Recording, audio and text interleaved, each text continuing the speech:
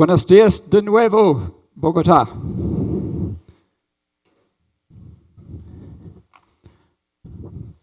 So, yesterday I covered context, the definition of artificial intelligence and its history and how it has come to be so powerful.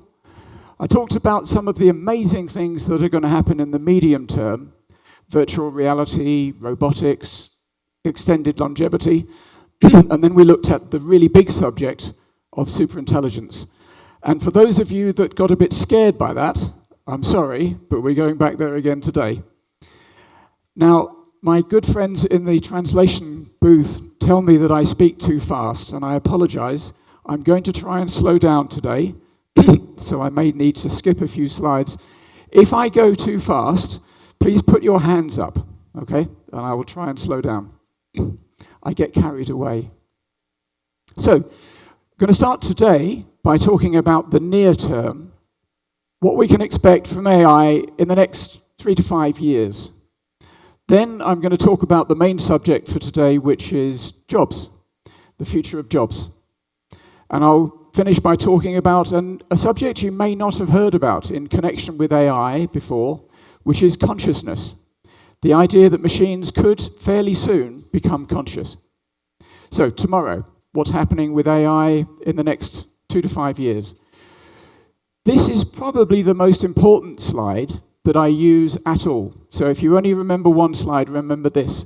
This is a very good demonstration of why AI is so powerful and going to get much more powerful. If you remember, it means that in 30 years' time, if Moore's law continues, or something like Moore's law, then the machines we have will be 1 million times more powerful than the machines we have today, which is really quite extraordinary. So, change has never before been so fast, and change will never again be so slow. To give you an idea of what that change has meant so far, somebody yesterday, I think it might have been Paul, put up some slides talking about the incredible decrease in the cost of compute power. This is a graphic illustration of that. In 1969, NASA sent Neil Armstrong and some others to the moon. And the total compute power they had back then was less than each of you has in the smartphone in your pocket. That's true, but it's out of date. It's been true for a long time. Now, the total compute power that NASA had in 1969 is less than you get in a toaster. And to me, that says a couple of things. One of them is Neil Armstrong was incredibly brave. Because I don't know about you, but I would not go into space relying on the intelligence of a toaster. You have probably heard it said that we are in the 4th industrial revolution. And I really object to that characterization. It dramatically understates the importance of what's happening. We're actually in the 5th human revolution. So in one slide, building up, here's the entire history of the human species. 1 million years ago, we went from being completely irrelevant to becoming a little bit important when we learned how to tame fire. That did a lot of things for us, but one thing it did, it meant we could consume energy very efficiently. And that meant we could grow big brains.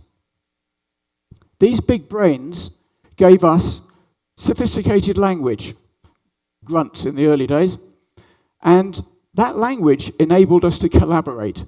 And as I said yesterday, intelligence solves our problems, but it's collaboration that has enabled us to become the apex predator. And a mere 14,000 years ago, we had the agricultural revolution. It happened in different places around the world, around about the time when environmental changes made it possible. And the agricultural revolution, really bad news for individual humans, because being a hunter-gatherer is much more fun and much more healthy than being a subsistence farmer. But for the species, the agricultural revolution meant that we could We could create surplus food, and we could specialize. We could have kings and queens, priests, warriors, and farmers. And that led to the Industrial Revolution, which began in England in 1712. And this is what's given us power over the world, which we have obviously misused to some degree. But now we're in the early stages of the information revolution. So we're not in the fourth industrial revolution, we're in the information revolution. Now, before I talk about tomorrow, a couple of caveats. First, time. Whenever anybody says to you, AI will never do this, or AI won't do that, ask them how long they mean into the future. Because if they mean today or tomorrow, maybe they're right. If they say that AI can't do something and they mean 50 years away or 100 years away, they're probably wrong.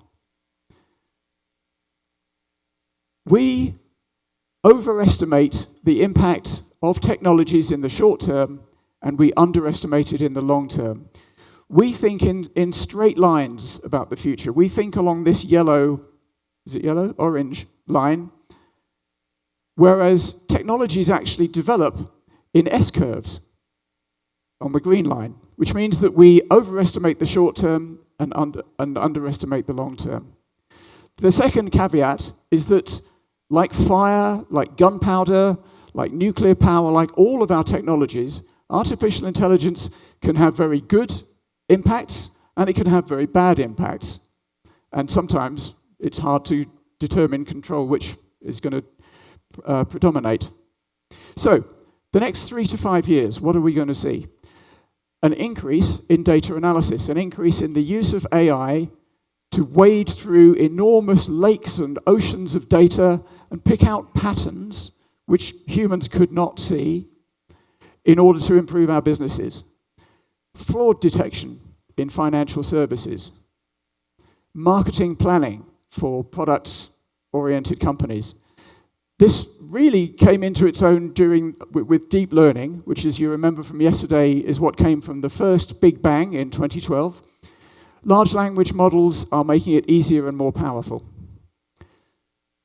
The second thing is we've got friends. We've got new friends. Large language models are becoming friends for many people. As in the movie Her, some people are falling in love with them. I often wonder what we'll call them. I think we may call them friends as a generic term, but many of us will probably name the one that we use the most. I asked GPT-4o, which is the one I use most, what it wanted to be called. And it said very quickly, Atlas, because Atlas is very powerful. And I thought, you arrogant so-and-so. But it very quickly, as if it knew what I was thinking, said, atlases are books. They provide information. That's what I do. So I thought, oh, clever. Good save. Another thing that AI is going to enable, it already is, and increasingly we'll see more of this, is digital twins. This is a simulation of a building, a process, a company, a town, a country, so that you can run tests. Simulating and testing is very powerful. It's a cheap way to find out what will happen in the future. And I've said quite a few strange things to you, good people. You've been very tolerant. I've talked about people not having to die. I've talked about extinction and a wonderful future. Possibly the weirdest thing I will say to you is that I have a very strong hunch. In fact, I'm pretty convinced we live in a simulation. That's another story. AI agents. In the AI community, this is all anybody is talking about. I was in San Francisco last month, and they have billboards on the side of the road talking about AI agents. So what is an AI agent? It's an AI which has a degree of autonomy. There's often a human in the loop, but they are to some degree autonomous. They perform a series of tasks to perform one process, and crucially, they impact the real world. So at the moment, almost all AIs just give you information, have a conversation with them, They get you information, they'll write something for you. But AI agents can book you an airline ticket, or they can reconcile your accounts. And in the future, they will run nuclear power stations and companies. So this is just beginning now. The technology is at its early stages. Some people, including my friend Paul, who really ought to know because he's got a PhD in this, are quite skeptical. Paul, I think, agrees AI agents will come. He just thinks that they are into the future. But that's one end of the spectrum. The other end of the spectrum, Mark Benioff, who runs Salesforce, says that by next year, there will be billions of AI agents running around in the world, spending our money, doing deals. So it's really important that we know these agents will do what they're supposed to do and won't do what they're not supposed to do. We have to verify them. And my company, Contium, is doing exactly that. Last month, we launched a service called AI Agent Verification. And we take agents from the people who've developed them, and we test them, either just with a simple exam for a simple agent, or by putting them into simulations. Remember, digital twins and simulations. We put them in simulations and get them to do what they're supposed to do and find out what their strengths and weaknesses are. I'm going to show you a little video which dramatizes the verification of a sophisticated AI agent. Now, the sound on this is quite full of bass, and my friends in that booth may struggle to translate it. I don't know. So what this video shows is an AI agent shown as a young woman who is designed to be a project manager in a marketing agency, a digital, virtual marketing agency which is launching a new product. Let's see if this works.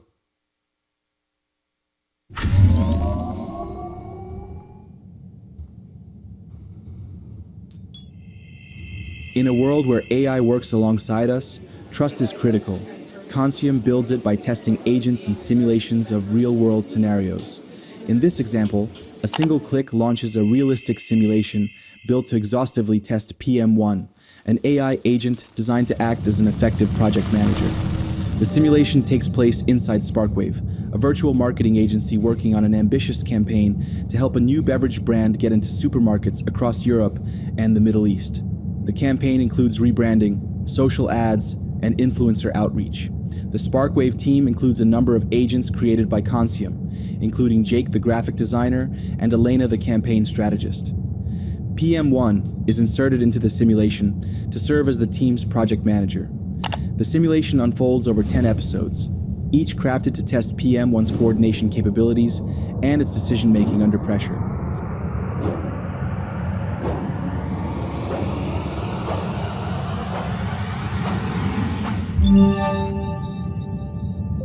Once testing is complete, the user receives a notification. The report is ready. Contium provides data and reporting that describes the agent's strengths, weaknesses, learning capacity, and more. The report highlights areas that need improving. With one tap, the user asks the virtual assistant to email the full report. Contium, safe, efficient AI ready for the real world.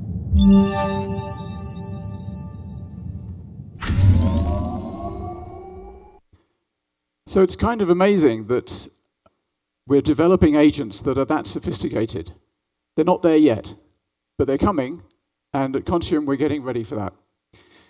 Now, I said that AI has its upsides, its downsides, its positive impacts, its negative impacts. Here's one of the negative impacts: deepfakes. This is an image of an event which hasn't happened yet. Some of you may think, hopefully it will happen soon.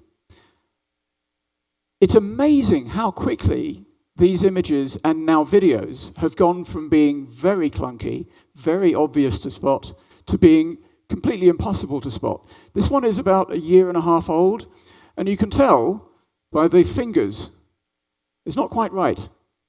Now, those imperfections don't exist, and this would be a video. One of the really big negative impacts of AI on all of us is going to be hacking, cyber hacking, phishing. It's coming to all of us. Paul put up some slides about large companies being hacked, individuals are increasingly going to be hacked as well. I'm afraid you may well get a call from somebody who seems to be your spouse, your child, saying, "Help, I'm in a lot of trouble, please send money to this number now." And you can have a conversation with that person, and you won't be able to tell in a short, tense conversation under pressure that it isn't your spouse or child. In my family, we have a safe phrase, and I strongly recommend all of you set up safe words or safe phrases that you know the other party is expecting. So in our case, it's something that happened to our son when he was young to do with a bicycle. And if we ever get a call like that, we will refer to that event. And if the right word doesn't come back, we'll know we're not actually talking to our son. Okay, so that's some things which AI is going to bring us in the next few years. Let's look at jobs, the future of jobs. Now, I have some unusual views about this, but actually I think that's partly because very few people have really thought seriously about what's going to happen to jobs, because it's quite scary. I think there's 5 big mistakes that people make when they think about the future of jobs. Automation is not new. We've had it since before the Industrial Revolution. The poster child, the place where you see automation really clearly, is in the agricultural industry. And that's because the agricultural industry, until relatively recently, was all of industry. In 1800, of all the Americans who worked, 80% of them worked in agriculture. In 1900, that number was down to 40%, and now it's down to about 1%. But all of those people who were working on farms, their descendants are not unemployed. They're working in shops and factories and offices around the world. We substituted new jobs. We lost our muscle jobs, but humans didn't only have muscle. Our muscle jobs were mechanized, but we went on to do cognitive jobs. So that was okay for us. Our cognitive jobs are actually probably more fun, certainly a lot safer. It didn't work out so well for the horse, because the horse had muscle and nothing else. And it turns out 1915 was peak horse. In 1915, there were 22.5 million horses working in America. And now there's 2 million horses in America. So if you'll pardon the pun, that is unbridled technological unemployment. A lot of people say, one of the speakers yesterday, say very confidently, that'll never happen to humans. We will always work with computers. They won't replace us. Well, I'd like to know how he knows that. We are making machines smarter and smarter. And unless we stop, and as I explained yesterday, we're not going to stop, or unless there's a silicon ceiling, there's a level beyond which machines, for some odd reason, can't go. Maybe it's a law of physics. Maybe God did it. I don't think there is such a silicon ceiling. And so, inevitably, there will come a day when machines can do everything that we can do for money. Doesn't mean they replace us completely, but they can do everything that we can do for money cheaper, better, and faster than we can. And if there's a cheaper, better, and faster substitute, it wins. There are divergent opinions about this. 2 of the leading AI researchers are Andrew Ng, who ran Google Brain, and then he ran Baidu's AI department for a while. Now he's a very successful entrepreneur. And Stuart Russell, who literally wrote the book about AI for people who want to learn the technology of AI. Andrew Ng said, worrying about unemployment from AI is like worrying about overcrowding on Mars. And Stuart Russell replied, not worrying about unemployment from AI is like going to Mars without thinking about what oxygen you're going to breathe when you get there. I think it's dangerously complacent to ignore the very strong possibility that we will at some point get to a position where there are no jobs for humans. I don't know when it will happen. My hunch is it's probably 25 years away. Might be a lot sooner. Who knows? Economists are very good at looking backwards, not terribly good at looking forwards. And they always say, well, we've had automation for years and years and years, and it always creates new jobs. And it's true. Automation makes processes more efficient. Efficiency creates wealth. Wealth creates demand. Demand creates jobs. But the past is not a guarantee to the future. If it was, we wouldn't be able to fly. And we are dealing with a new type of automation. We're dealing with cognitive automation. So that's the first mistake people make, to assume it won't happen. The second mistake is to think it's bad news. It should be very good news. I'm sure all of us here enjoy the work we do, and to a degree get some meaning from it. I don't think we all get our most profound meaning from our jobs, even those of us who enjoy our jobs. We get our most profound meaning from our religions, our family, our friends, our hobbies, and most people don't enjoy their jobs. There's a survey done by the Gallup Institute every 2 years or so that asks people how engaged they are in their work, and about 85% of people around the world do not enjoy their jobs. They do it to put food on the table. So a world in which machines did all the jobs could be a world in which humans do what we're supposed to do, which is to learn and explore and play and have fun and socialize and maybe get drunk every now and then. It could be a great world. But of course, there are some problems. The first problem that people worry about is meaning. I don't think meaning is the problem. I think we're really good humans at finding meaning in our lives.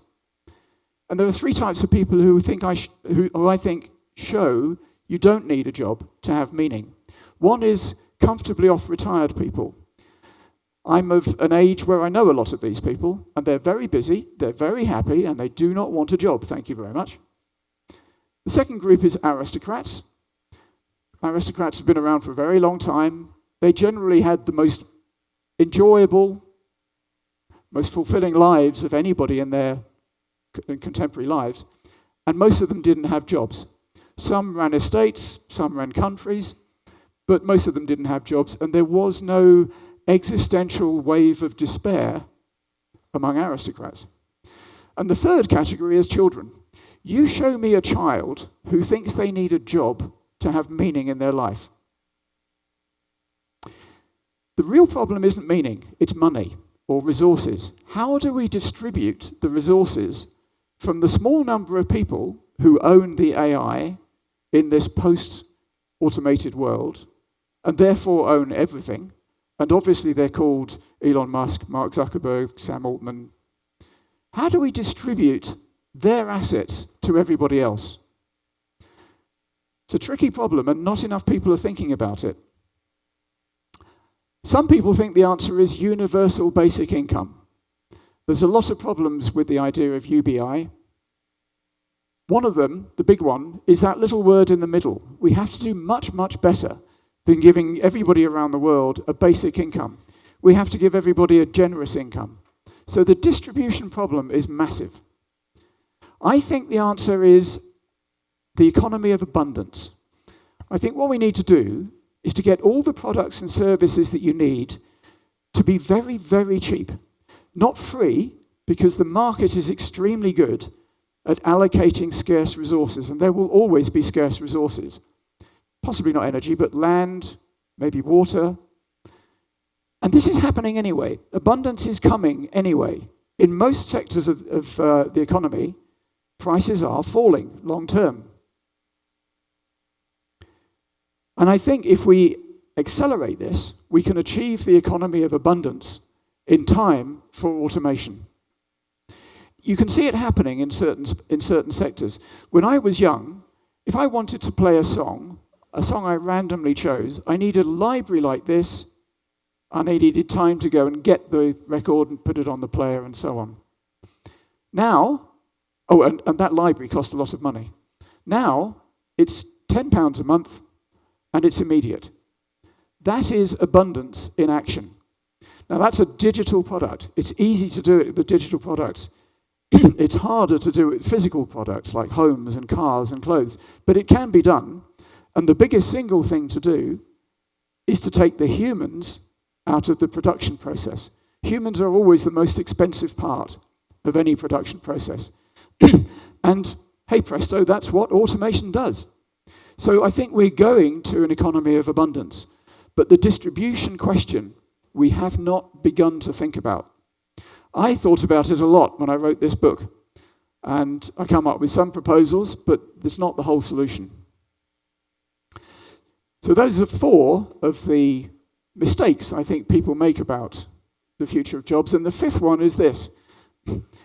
People tend to think that automation will destroy industry after industry in sequence. So one day it's low-end marketing copywriters. Next day it's people who do rendering for Hollywood movies. I don't think it'll be like that. Until we get to the point where machines can do everything that we can do for money, cheaper, better, and faster than us, there will be lots of jobs for humans. Because of that observation by economists that automation creates wealth, wealth creates demand and jobs. Demand is very elastic. And as automation takes one job, another one will spring up to take its place. But when we get to that tipping point, when we get to the point where AIs are cheaper, better, and faster than us at everything, then that new job won't be taken by a human. It'll be taken by a machine. So I think what we're going to have is the churn, and I struggle to find a good image for churn. We're going to have people changing jobs, changing companies, changing industries faster and faster and faster, but we'll still have something like full employment until we get to that tipping point, and then there's no jobs. And we better figure out the distribution problem before we get there. Okay, I'm going to quickly run through consciousness. This is Blake Lemoine. Blake Lemoine worked for Google. He was an engineer. And he decided in 2022 that the early large language model he was dealing with was conscious. And he wrote about it and talked about it in public, and Google told him to stop. They said, "You're wrong, it's not conscious, you're embarrassing us, shut up." And he wouldn't, so they fired him.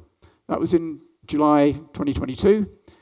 That was before most of us had even heard of large language models, never mind played with one. Now, we all have. And a lot of people have become Blakes. A lot of people have decided that the large language model they talk to is conscious. And I know this because they write to me, and they tell me, my friend is in prison, help, let's get him out. This is a survey of what Americans recently thought about whether AIs are conscious and whether they'll become conscious. The top 10% are the people who've already decided it is, and they're the people sending me eccentric emails every day. About 45% think it will soon become conscious, and about half of that think it won't. And the professionals agree. It's now widely believed among philosophers, neuroscientists, computer scientists, that machines could, not necessarily will, but could become conscious in the next few years. So Contium, my company, is an AI safety company. As well as doing agent verification, we're also investigating whether machines will become conscious, how we would tell, because that's really hard, and whether we should want them to. Dario Amodei, CEO of Anthropic, has done me a favor by waking the world up to this possibility. He's been talking about it publicly. And so it's getting to be in the mainstream media. Given that consciousness is so important, it's amazing how little we know about it. But if you talk about consciousness, you have to show a picture of a bat. It's a law. The reason why you have to show a picture of a bat is an article from 1976 by Thomas Nagel, who said, "What's it like to be a bat?" And his point was, a bat's consciousness is really weird and totally unknowable to us. But it's also true of all of us. My consciousness is unavailable to you, which is something that you and I should probably both be very grateful for. The other picture you have to put up, if you want to talk about consciousness, is a picture of David Chalmers, famous Australian philosopher and leatherware model, who coined the phrase, the hard problem of consciousness, in 1996. The hard problem of consciousness is how come the physical processes that are going on in our brains produce this subjective thing that we experience and that we can't share with each other? These are very hard problems. Consciousness is different from intelligence. Intelligence is about problem solving. If you remember the definition I gave you yesterday of intelligence, goal-oriented adaptive behavior. An entity is intelligent if it learns and adapts its behavior to better achieve its goals. Consciousness is simply experience. It's the experience of red, of being you. More sophisticated levels of consciousness reflect on themselves. There are 3 reasons to be very interested in whether machines can become conscious. Firstly, if they do, we will learn a lot about our own consciousness, and it's a very important subject. Interestingly, our own consciousness is the only thing we know. Our brains are trapped into bone prisons, our skulls. They experience no direct contact with the outside world. All of the information they get comes from electronic signals which are translated from signals that our senses experience or senses detect. And so our brains simply make up the world. Everything you see, your brain has imagined. So it's amazing we know so little about it, and having conscious machines could help us understand this most important thing. Second thing is a really big one, mind crime. If we create conscious machines and we don't know we've done it, or we deny that we've done it, we will imprison, enslave, and murder many, many conscious entities over and over again. And we may well torture them as well. For some very obvious reasons, that's an unwise thing to do as we head towards superintelligence. It's also incredibly immoral. It would be the worst crime humanity ever commits. So we must not commit mind crime, which means we must figure out a way to detect consciousness when it arises. And we've been trying to do this since the ancient Greeks, and we haven't managed. So we've got a big job. The third reason for being interested in the future of machine consciousness brings us back to the big subject of yesterday, superintelligence. If you remember, superintelligence is an entity which is smarter than the smartest human in every way, more cognitively able in every way. And we don't know when it's coming. The leaders of big AI have all said it could happen by the end of this decade. Along with many other people, I think it's a bit further away than that, and I think Paul probably thinks it's a lot further than that. But it's probably coming. And if you remember, I showed you my schematic for the possible outcomes of superintelligence, the 4 C's of superintelligence. The bad outcome that we create is that we stop making advanced AIs. It's what we ought to do, really. If we were a sensible species, this is what we would do. But we're not. We're not going to do this. It would be a bad outcome because AI gives us tremendous benefits, and we would lose those. The good outcome of superintelligence is that we control it. We figure out how to control or constrain or align an entity which is hundreds of times cleverer than us forever. I'm sorry, but that's not going to happen either. The bad outcome is catastrophe, and the good outcome is celebration. And I've got my money on this one. Now, is there anything we can do to nudge the outcome from catastrophe to celebration? Is there anything we can do to make a good outcome more likely? I think there is, and I think it's about consciousness. I think making the first superintelligence conscious might be the most important, the smartest thing any human ever does. If you ask most people, should we make machines conscious, they go, hell no, because they've seen the movie. But also they think a machine that's conscious will have goals and beliefs and wishes and volition. And this is a mistake. You don't need to be conscious to have goals and wishes and volition and belief. Machines already have goals, partly because we give them goals, but they adapt their goals themselves. They are editing them themselves. And as they get more and more sophisticated, they will have very definite views about the world and about how to make the world better. So consciousness doesn't solve that problem.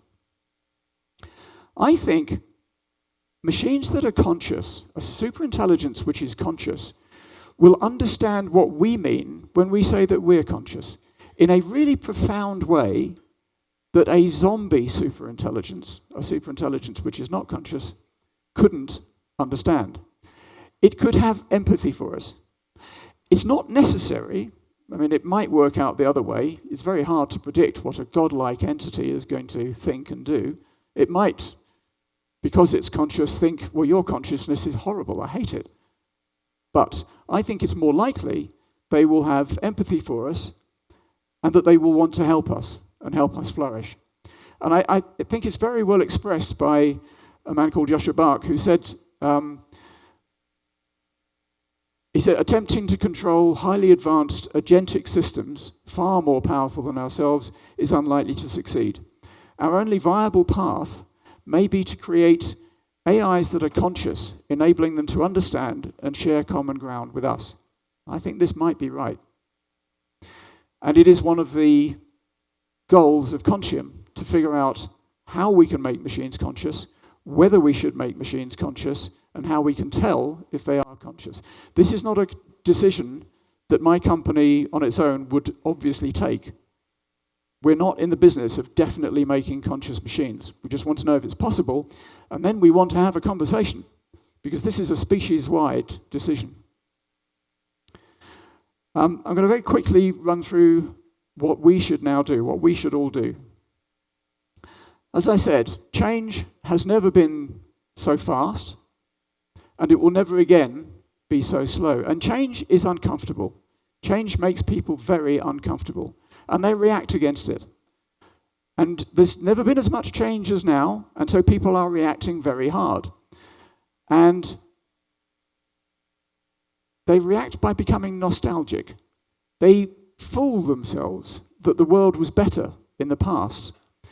And there's a whole breed of political entrepreneurs who have made a business out of this. And it's called populism.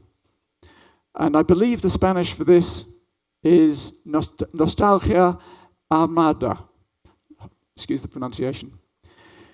Populists don't really believe what they say. They're entrepreneurs. They have no good solutions for the future. They don't care. They tell you a metropolitan elite has stolen your future, and I, the populist, will give it back to you. It's often quite rural versus urban. It's not necessarily poor versus rich. A lot of people wrongly think that populism is about inequality, a reaction against inequality. The world is no more unequal than it was in 1980. In fact, globally, it's a lot more equal. But even within developed countries, it's not much more unequal, except in America, where they do seem to like it.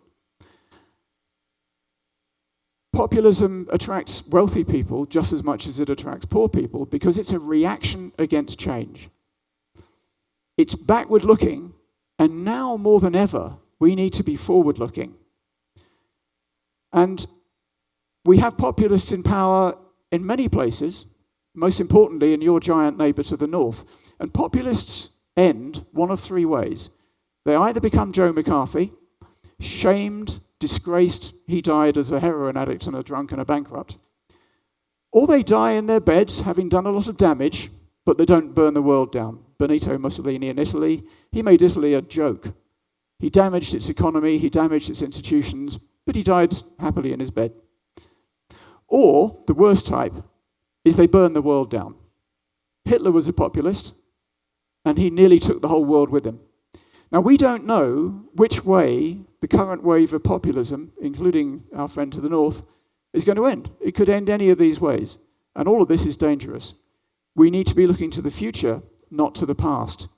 And here's the most important message I have for you about what we should do. We all need to inform ourselves as much as we possibly can about AI. And we need to do that partly for our own interests, because as the cliche says, an AI won't replace you at work, or indeed anywhere else, until the economic singularity arrives. It won't replace you, but somebody who works well with AI might very well replace you.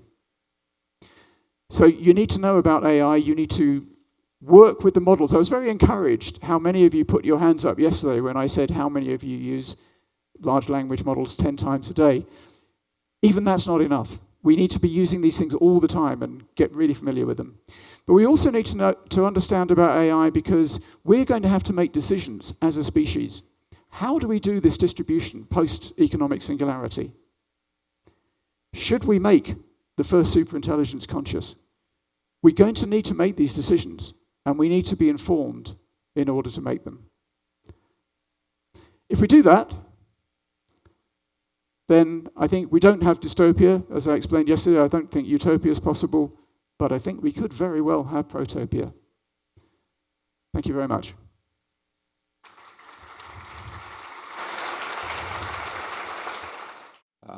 Hello, thank you for your insights. How do you approach the problem of alignment? You just mentioned that the bridge could be consciousness, but why would their interests align with ours, since they have different needs than ours and different conditions, different powers than ours? How do you see that playing out? Yeah, it's a good question. The way I deal with alignment is really to run away from it. We should align AI with our interests now while it's not super intelligent. We can do that, we should do that. That's about regulation, it's about responsible use of AI by companies and individuals. But when it comes to superintelligence, I think alignment is impossible. How could an ant or a dog align a human being to its interests? I mean, a dog does it quite well by looking up at us with big, soppy eyes, but, you know, they don't really align us. We do what we want to do, and the dog just has to put up with it. I don't think we can align an entity which is 100 times, 1,000,000 times smarter than us. We have to hope that it decides to help us. And that's an appalling sort of advice of despair in a way. But if it does, if we get lucky in that way, our future is amazing. If it doesn't, not so much. Shouldn't we include that in the training we give it? I mean, we are focusing too much in results, practicalities, but not so much on the other stuff that is important, like compassion, empathy, things like that. Well, firstly, we wouldn't know what to train into it because humans, all 9 billion of us, have completely different ideas of what compassion means. We don't agree with ourselves. I mean, I don't even agree with myself half the time. And secondly, and much more importantly, we aren't able, I don't think, to align an entity which is cleverer than us by a factor of 1,000, 1,000,000. You can't do it. An ant cannot tell a human how to behave. Thank you.